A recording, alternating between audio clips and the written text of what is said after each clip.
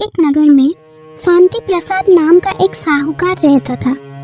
उसके पास केवल नगर ही नहीं बल्कि दूर दूर के गांव के लोग भी कर्ज लेने के लिए आते थे और वायदे के मुताबिक जब उनके पास पैसे आता वो लोग मूल और ब्याज के समेत अपना कर्ज चुका देते थे।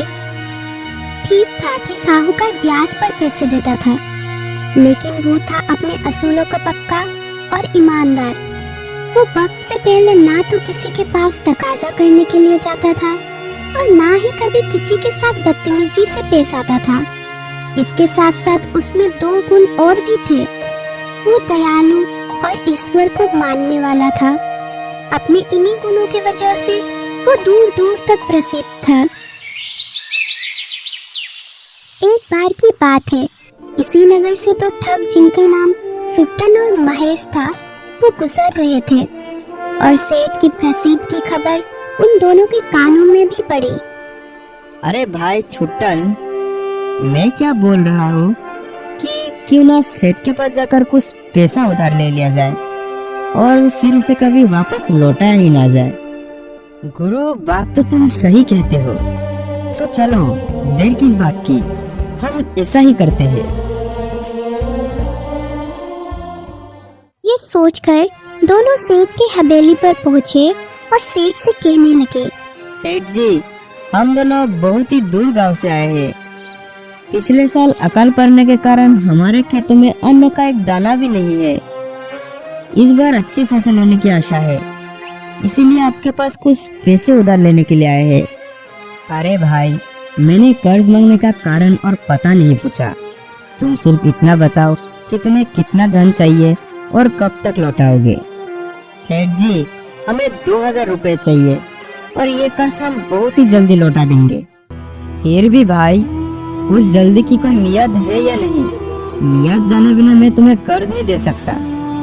सेठ की म्याद वाली बात सुनकर सुट्टन मक्कार भरे स्वर में बोला, सेठ जी, कर्ज तो कर्ज ही होता है। यदि इस जन्म में नहीं देंगे तो अगले जन्म में दे देंगे। ठीक है, तब अगले जन्म में दे देना। मुझे तुम्हारी बात पर पूरा विश्वास है। मुंशी जी, इनके नाम का खाता खोलकर इन्हें 2000 रुपये दे दो और ये लिख लो कि ब्याज समेत ये रकम अगले जन्म में लौटा देंगे। लेकिन सेठ जी, लेकिन कुछ नहीं मुंशी जी। व्यर्थ में अपनी टांग बीच में ना अड़ाओ। जैसा मैंने कहा है वैसा ही करो। ठीक है सेठ जी। सुट्टन और महेश ने सेठ के मुंशी के पास जाकर रुपया ले लिया। लिखा पढ़ी करके खाते पर हस्ताक्षर कर दिया गया। दोनों ठग रुपये पाकर बड़े ही प्रसन्न थे। उन्होंने बिना गिने ही रुपये जेब में डाला और सेठ को धन्यवाद देकर वहां से चलते बने। वो दोनों बड़े ही प्रसन्न थे कि उन्होंने सेठ को मूर्ख बना दिया। उनके वहां से जाते ही सेठ का मुंशी सेठ के पास आया और कहने लगा, हुजूर, आप जानते हैं कि वे रुपया वापस लौटाने का इरादा नहीं रखते और इस कागज के अनुसार तो हम कानूनन भी उनसे रुपया नहीं वसूल सकते। तो फिर आपने रुपया उनको उधार क्यों दे दिया? मुंशी जी, मैंने ये सब जानते बूझते हुए किया है। ये बात तुम्हें अभी नहीं बल्कि वक्त आने पर समझाऊंगा। फिर भी मेरी इस बात को गांठ बांध कर रख लो कि कर्ज कर्म के समान होता है। इस जन्म में कर्ज या कर्म अगले जन्म में भी मनुष्य के साथ रहता है और उसी के अनुसार जीवन भोगना पड़ता है। परंतु मुंशी के पल्ले कुछ भी नहीं पड़ा। उधर दोनों ठग खुशी खुशी अपने राह पर चले जा रहे थे। महेश भाई, वास्तव में यह सेठ तो हमारी उम्मीद से भी ज्यादा मूर्ख निकला। मैं तो सोच रहा था कि वह अगले जन्म की बात सुनकर हमें धुतकार कर भगा देगा, लेकिन उस मूर्ख ने तो हमें इतनी बड़ी रकम कर्ज में दे दी। उस मूर्ख ने इतना भी नहीं सोचा कि अगले जन्म में यह उधर कौन चुकाएगा भला। चलो कोई बात नहीं, इसमें तो हमारा फायदा ही फायदा है। अब कुछ दिन के लिए किसी दूसरे गांव में जाकर आराम और चैन से कुछ दिन गुजारते हैं। ये सोचकर दोनों ठग वहां से आगे चल पड़े। अगले दिन शाम के समय दोनों ठग एक नए गांव में पहुंचे और रात बिताने के लिए कोई आश्रय ढूंढने लगे। जल्दी ही उन्हें एक ठिकाना मिल ही गया। ये एक किसान का घर था। दोनों ने दरवाजा खटखटाया तो किसान बाहर आया। भाई, हम परदेसी हैं और रात काटने के लिए आश्रय चाहते हैं। ठीक है, मैं अभी इंतजाम करता हूँ। ये कहकर किसान ने अपने घर के दालन में दोनों के लिए चारपाई बिछा दी और कहने लगा, यदि आपको खाना चाहिए तो मैं आपको खाना दे सकता हूँ। नहीं भाई, फिलहाल तो हमें भूख नहीं है। आपने हमें रोकने के लिए आश्रय दिया, इतना ही हमारे लिए काफी है। दोनों ठग चारपाई पर लंबी टांग करके सो गए। अचानक आधी रात के समय सुट्टन को कुछ आवाजें सुनाई दी, जिससे वो चौंक कर उठ बैठा। जब सुट्टन को कुछ डर महसूस हुआ तो उसने अपने साथी महेश को उठाया और कहने लगा, गुरु, आसपास कोई ना कोई है। मुझे कुछ आवाजें सुनाई दे रही है, परंतु पता नहीं ये कौन बोल रहा है। दोनों फिर ध्यान से उन आवाजों को सुनने लगे। दोनों बोलने वाले के तलाश में इधर उधर देखने लगे, लेकिन आसपास तो क्या, दूर दूर तक उन्हें कोई दिखाई नहीं दिया। हाँ, कुछ दूरी पर बैल जरूर खड़े थे। जब दोनों ने ध्यान से उन बैलों की तरफ देखा तो पूरी तरह से चौंक पड़े। असल में ये आवाजें उन दोनों बैल की थी, जो मनुष्य के भांति एक दूसरे से बात कर रहे थे। गुरु, मैं कोई सपना तो नहीं देख रहा। बैल और मनुष्य की बोली में बोल रहे हैं। मैं भी हैरान हूँ भाई, लेकिन ये तो सच है कि दोनों बैल आपस में बात कर रहे हैं। कुछ सोचकर सुट्टन और महेश दोनों की बातें ध्यान से सुनने लगे।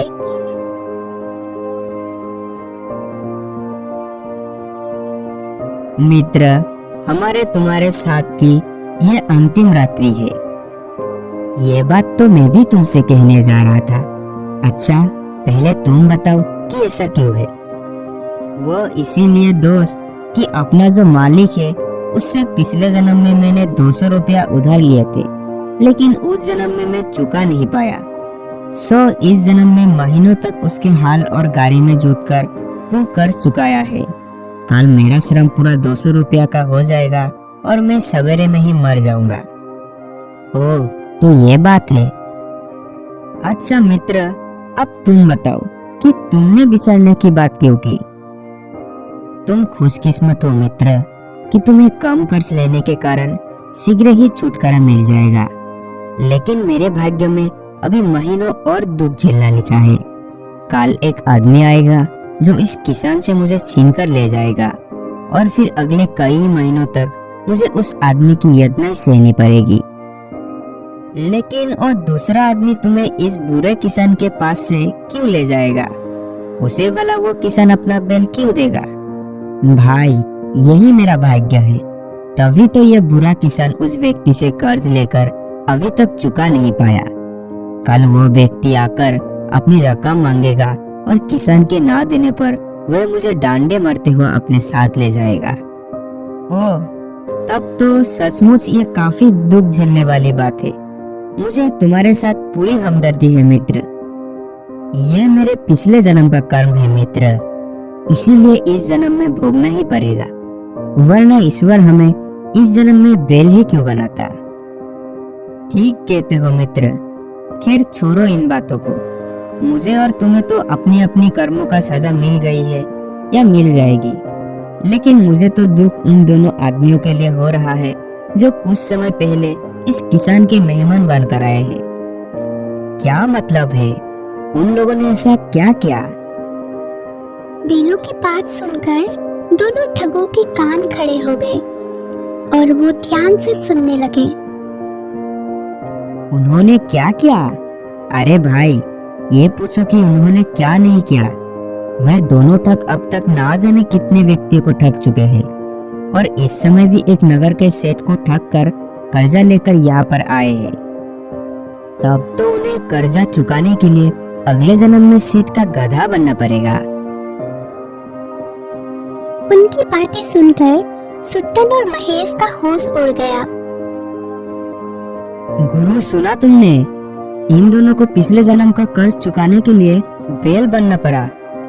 हाँ, और हमें इस जन्म का कर्ज चुकाने के लिए अगले जन्म में गाधा बनना पड़ेगा। नहीं नहीं भाई, अब मैं सेठ का कर्जा अपने सर पर नहीं रखूंगा। मैं उसके पैसे वापस कर दूंगा और बाकी का सारा जीवन दिन दुखियों की सेवा में गुजार दूंगा, ताकि मेरे सारे पाप इस जन्म में धुल जाए। तो ठीक है गुरु, हम सुबह होते ही चांदपुर जाएंगे और सेठ जी को उनका रुपया लौटा देंगे। साथ ही साथ ठगी का ये धंधा भी छोड़ देंगे और मेहनत और ईमानदारी की रोटी कमा कर खाएंगे।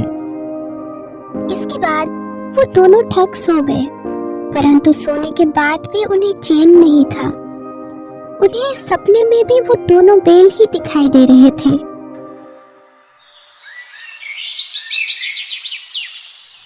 जब सुबह वो दोनों जगे तो ये देखकर हैरान थे कि किसान का एक बैल सचमुच ही मर चुका था और किसान रो रो कर दुखी हो रहा था। गुरु, उन दोनों बैलों की बातें बिल्कुल सच निकली। उनमें से तो एक ने दम ही तोड़ दिया। हाँ, वह अपने मालिक के पिछले जन्म के कर्ज से मुक्ति पा चुका है। अभी कुछ देर ही गुजरी थी कि तभी वहां पर एक आदमी आया और वो किसान से कहने लगा, अरे भाई, तुमने मेरा कर्ज अभी तक नहीं उतारा, अब तुम्हें इसका परिणाम भुगतना पड़ेगा। मैं तुम्हारे बैल को ले जा रहा हूँ। भाई, मैं जल्दी आपका कर्जा उतार दूंगा, मेरे बैल को छोड़ दो। देखो तो सही, मेरा एक बैल पहले से ही मर चुका है, मुझ पर दया करो। उस आदमी ने बिल्कुल भी दया नहीं दिखाई और वो किसान के दूसरे बैल को डंडे मारते हुए अपने साथ ले गया। ये सारी घटना दोनों ठग अपनी आंखों से देख रहे थे। दोनों ठगों ने उसी समय अपना सारा सामान समेटा और चांदपुर के लिए रवाना हो गए। एक दिन के लंबे सफर के बाद दोनों ठग सेठ शांति प्रसाद के हवेली पर जा पहुंचे। सेठ जी, हमें बचा लीजिए, हमें पाप के गड्ढे में गिरने से बचा लीजिए। अरे भाई, कौन हो तुम दोनों? हमें इतनी जल्दी भूल गए सेठ जी? हम दोनों महेश और छुट्टन हैं। कल ही तो आपसे 2000 रुपए लेकर गए थे। सेठ जी, ये दोनों तो वही हैं, वो कल आए थे। मैं अभी खाता निकल कर इनका हिसाब बताता हूँ। हाँ सेठ जी, मैं अभी इनका खाता देखकर आपको बताता हूँ कि इनके नाम पर कितने रुपए हैं। हुजूर, हम अपना कर्ज आपको सूद समेत लौटाना चाहते हैं। ये लीजिए आपके 2011 रुपए और हमारा नाम काट दीजिए। नहीं भाई, मैं कर्ज की अदाई इस तरह से नहीं लेता। मैं अपने वसूलों का पक्का आदमी हूँ। रकम लौटाने का जब तुमने वायदा किया था, मैं उसी समय पर कर्ज वापस लूंगा। तुमने अगले जन्म में कर्जा लौटाने की बात कही थी, अब मैं अगले जन्म नहीं लूंगा।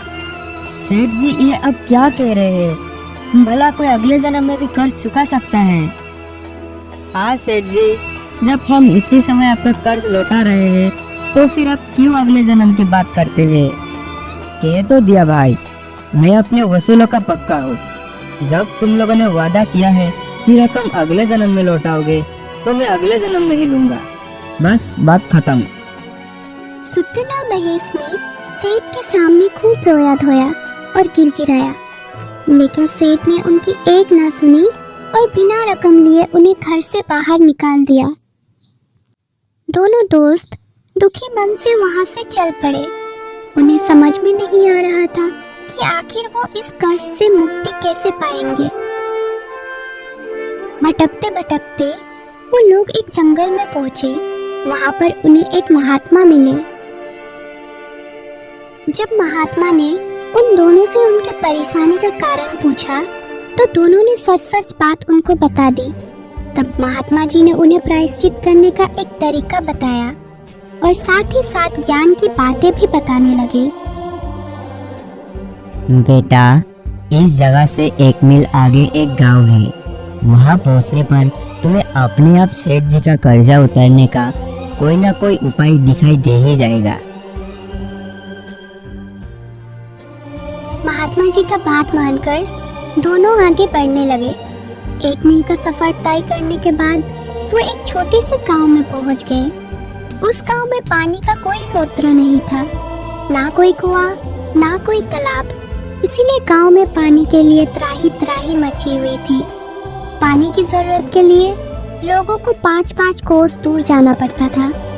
वहां की दशा देखकर सुट्टन के दिमाग में साधु की बात आई। वो सोचने लगा, यदि यहाँ पर पानी का कोई स्रोत पैदा किया जाए तो हमारा कर्ज उतर सकता है। अरे गुरु, सेठ का कर्ज उतारने के लिए मेरे दिमाग में एक उपाय आ गया। क्या सच? तो जल्दी बताओ गुरु। सुट्टन महेश के कान में धीरे धीरे से कुछ समझाने लगा, जिसे सुनकर महेश का चेहरा भी खिल उठा। दोनों इस समय कहीं से कुदाल लेकर आए और एक स्थान पर खुदाई करने में जुट गए। वो दिन रात जमीन खोदते रहे और ठीक 1 महीने के बाद एक गहरा कुआं खोदने में सफल हो गए। उसमें से पानी भी निकल आया। उसके बाद उन्होंने मिस्त्री को बुलाकर उसे पक्का बनवा दिया और कुएं पर 2000 रुपये भी खर्च हो चुके थे।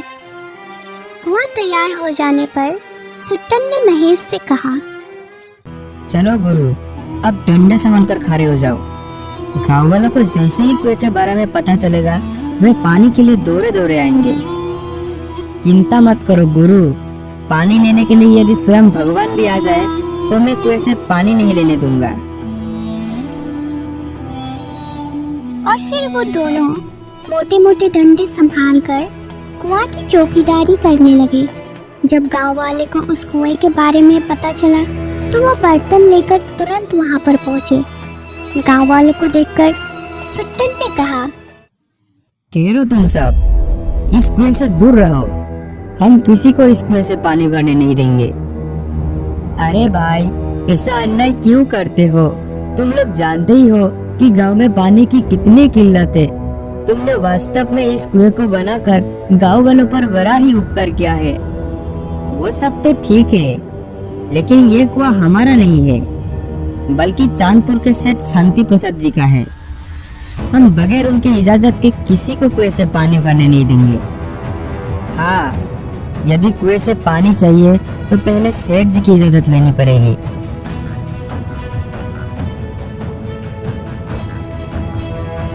पूरे गांव वाले सेठ शांति प्रसाद के पास पहुंच गए और सेठ जी से विनती करने लगे, दुहाई हो सेठ जी, हम पर रहम कीजिए।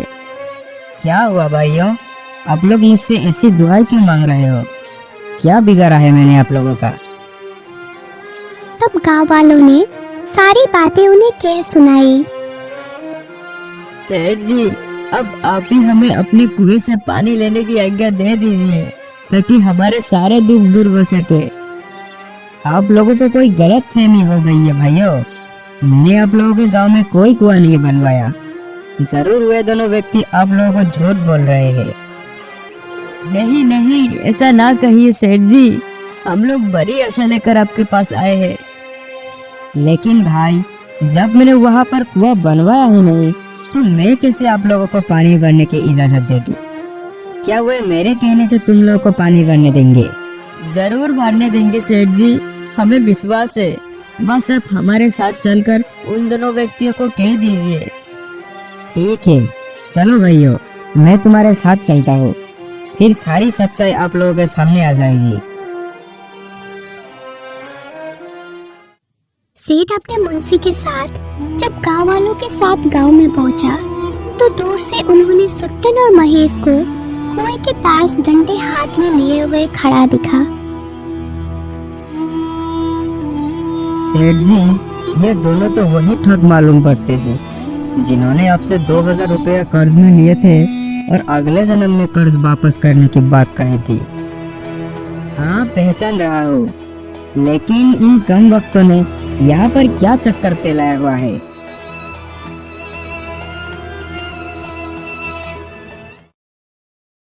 क्यों भाई, तुमने यहाँ पर क्या चक्कर फैलाया है? इस कुएं को तुम गांव वालों को मेरा कुआं क्यों बता रहे हो? हमने कोई चक्कर नहीं चलाया सेठ जी, ये कुआं आपका ही है। इसीलिए हमने गांव वालों को बिना आपकी आज्ञा के पानी भरने से मना कर दिया था। यदि आप आज्ञा देंगे तो हम इन्हें पानी भरने देंगे, हमें कोई आपत्ति नहीं होगी। भला ये क्या बकवास है? जब मैंने कुआं बनवाया ही नहीं तो उसमें मेरी आज्ञा की क्या जरूरत है? ये ठीक है सेठ जी कि आपने कुआं नहीं बनवाया, लेकिन इसमें रुपए तो आपके ही लगे हैं ना। मेरे रुपए? वो कैसे भाई? सुनिए, मैं बताता हूँ। हमने जब 30-32 दिन पहले आपसे 2000 का कर्ज लिया था, उसी से ये कुआं बनवाया है। यदि आप ये कह दे कि कुआं मेरा है तो हमारा कर्ज चुकता हो जाएगा और इनकी पानी की किल्लत भी दूर हो जाएगी। नहीं, मैं इस कुएं को किसी भी हालत में अपना नहीं कह सकता। मैंने तुम्हें जो कर्ज दिया था वो वायदे के मुताबिक मैं तुमसे अगले जन्म में ही लूंगा। तब हम किसी को भी इस कुएं से पानी लेने नहीं देंगे, चाहे ये हमारे सामने तरफ तरफ कर मार क्यों ना जाए। हाँ सेठ जी, अच्छी तरह से सोच लीजिए। यदि ये बिना पानी के मर गए तो इसका पाप आपके ही सर पर होगा, और यदि आप इसे अपना कुआं कहकर इन्हें पानी लेने देंगे तो इनका पुण्य और दुआएं भी आपको ही मिलेगी। उन दोनों की बात सुनकर गांव वाले भी सेठ जी के आगे गिड़गिड़ाने लगे। हाँ सेठ जी, कह दीजिए। सेठ शांति प्रसाद उलझन में पड़ गया। कुछ देर तक सोचने के बाद वो बोले, ठीक है भाई, तुम दोनों चालाक इंसान जीते और मैं हारा। आज से इस कुएं को मैं अपना मानता हूँ और तुम्हें अपने कर्ज से मुक्त करता हूँ।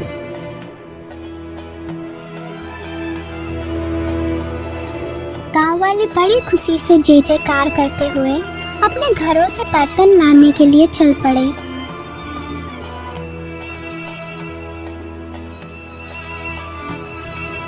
भाई ये सब तो ठीक है, जिस चालाकी से तुमने मेरे वसूलों को तोड़कर मेरा कर्ज लौटाया उसके लिए मैं तुम दोनों के दिमाग की दाद देता हूँ। लेकिन मुझे आश्चर्य है कि तुम दोनों ने अचानक मेरा कर्जा लौटाने के लिए इतने उतावले क्यों हो गए, जबकि तुम लोग पहले कर्ज के बहाने मुझे ठगने आए थे। ये ठीक बात है सेठ जी कि हम आपको मूर्ख सेठ समझकर आपको लूटना चाहते थे, लेकिन बाद में हमारी आंखें खुल गई। तब सुट्टन ने सारी बात सेठ को बता दी। कुछ ही देर में सारे गांव वाले वहां कुएं पर आए और पानी भरने लगे। अब पूरा गांव के साथ साथ सेठ शांति प्रसाद भी खुश थे। इस घटना के बाद सुट्टन और महेश ने ठगी का धंधा छोड़ दिया और मेहनत मजदूरी का काम करके अपना जीवन यापन करने लगे।